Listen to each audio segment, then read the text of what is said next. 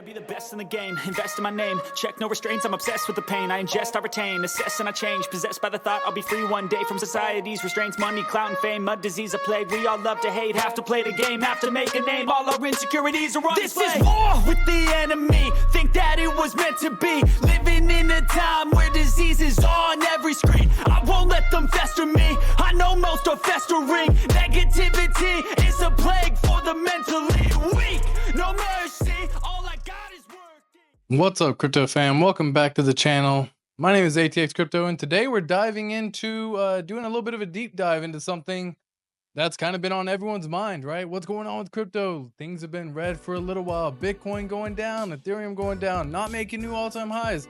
Pulsechain, what's going on? Ethereum, Hex, all that as well. So today we're actually diving into something that not too many people discuss, and that's actually going to be why Q1 and Q4 are typically the most bullish times in crypto, folks. And I do mean that right. Q1, Q3, they're kind of here and there, right? We've kind of seen what's been going on over the last few months alone, not only in the pulsechain ecosystem, but of course the crypto ecosystem as well. So strap in, because this is going to be a fun ride full of insights, full of history, and again, some mind-blowing revelations. If it's something that y'all quite enjoy, be sure to smash the like button, smash the subscribe button, and without further ado, let's dive on in. So you're wondering why actually Q1 and Q4? What makes these two quarters so special, right? What's actually, is it stars aligning? Is it some sort of like cosmic force? Maybe the crypto whales all get together and throw parties the two quarters and just have fun buying up all the tokens? And of course, it could be some of that for sure. That's not gonna lie, but it's more or less just a mix of the economic cycles, human psychology, and let's be honest, human excitement, right? We got everything going on with all of the holidays going on with the end of the year, Q4, and then you got Q1 with the new year just starting, where people are just figuring out what's going on, just hearing about certain things. And of course, we're gonna be diving into all of that today as well. Checking this out over here, you can actually see that in these couple of charts alone, this is actually one of the massive returns that you can see. Q4 and Q3 tend to be pretty damn bullish for Bitcoin and Ethereum. Now, it's not to say that that's always going to be the case, but looking at this information, it's very telling. You can see over the last several years since 2013, so over the last 10 years, Q4 has been the most bullish quarter for Bitcoin, with an average of an 88% increase, folks. 88.84% increase in Q4 alone. Going into Q1, they actually have an average of a 56% increase, whereas Ethereum will still have an average of 23% increase going into 2020 or going into Q4, but Ethereum will also have a 92% increase in Q1. This is the most bullish time in crypto cycles when you tend to look at some of these items as well. So of course, we're diving in and checking out what is the reason why. We're going to be checking out some charts on this as well. So of course, we got the first quarter. We got January to March. It's the start of a new year. People are hopeful, fresh with resolutions, fresh with a better way to kick off the year. And of course, what better way to go about? Maybe they got a bonus, maybe they got balances, or maybe they got, taxes coming at the beginning of the year, all of that good stuff. Investors are rebalancing portfolios. Companies are releasing new tech. All of this stuff is happening typically at the beginning of the year when new companies are getting out. And so when you look at the cycles of what a quarter or what a crypto cycle tends to look like, it tends to be a 4-year cycle. Of course, that's going to be 2021 as a bull run, 2017 as a bull run, and even 2013 as a bull run in crypto typically, which if that 4-year cycle was to continue to persist would put it at 2025 for what the actual kickoff would be when you're looking at this data. So keep that in mind, folks, because again, this is where I'm diving into some items over here as to what that might actually look like if Bitcoin was to do their 88% pump in just Q4 alone.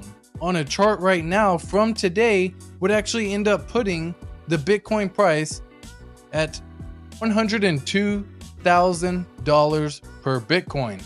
And folks, the way I see this actually playing out, I actually see this playing out very similar to where this is going into the December of 2024 timeframe, where we're seeing $100,000 Bitcoin show up. If we actually pull up what the average is for Ethereum during that same time period, it's roughly about 23.29% on average for its return. So if I was to use this same information and just say a 23.9% average increase, well, again, we're not really getting too crazy here. We're probably bouncing back into the $3,000 Ethereum range. Once again, $2,800 Ethereum range. But this is where it actually gets interesting, folks. Again, looking at these previous historical returns, it has a 92% positive average growth in Q1 of 2000 and what would be 25 when the time comes. So when I'm looking at the chart right now, if we get a 24% increase from here in Q3 alone, bringing us close to the $2,800 mark, and again, going into Q5, a 90% increase, putting us well above its previous all-time high of $5,200 per Bitcoin. This is by the April timeframe, right? Because you got Q1, so you have January, February, and March. So we're talking about a $5,000 Ethereum by that time frame as well, just looking at all of this data and all of this information. So keeping all of this in mind, this is why I do believe we are setting ourselves up for what is to be a massive bull run once again. You got the Q4 and Q1 of 24 and 25. I think the FOMO and the hype is really going to begin at this point in time.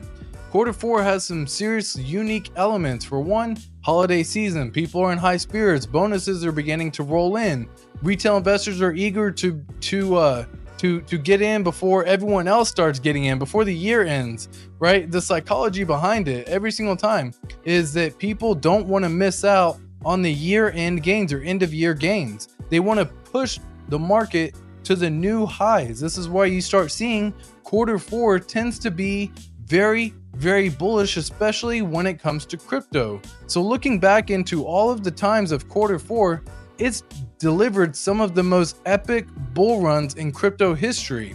Again, going back to these charts, folks, I pulled this up because I think it's so important to understand where this data is coming from and why I'm actually saying what I'm saying. Going back into Q4 right now on these charts, you can see a 479% return, 81% return, 58% return. But what I found even more interesting was when you break it down on the bull year runs. So you have 2013 bull year, 479%. 2017 was a 215%. You get 2021. Yes, it only hit 5% there, and that's perfectly fine. Or you can even break it down 1 year before the bull run, before the top of the market, we'll say. So we'll say we don't have 2012. That wasn't, the thing there. Doesn't have it over here as a list, at least to be breaking it down. So we'll say 58% on 2016. 2020 was 168% here. And if you just take the average of doing that, you're possibly looking at an 80% increase or 100% increase once again coming into 2024 this year, this cycle.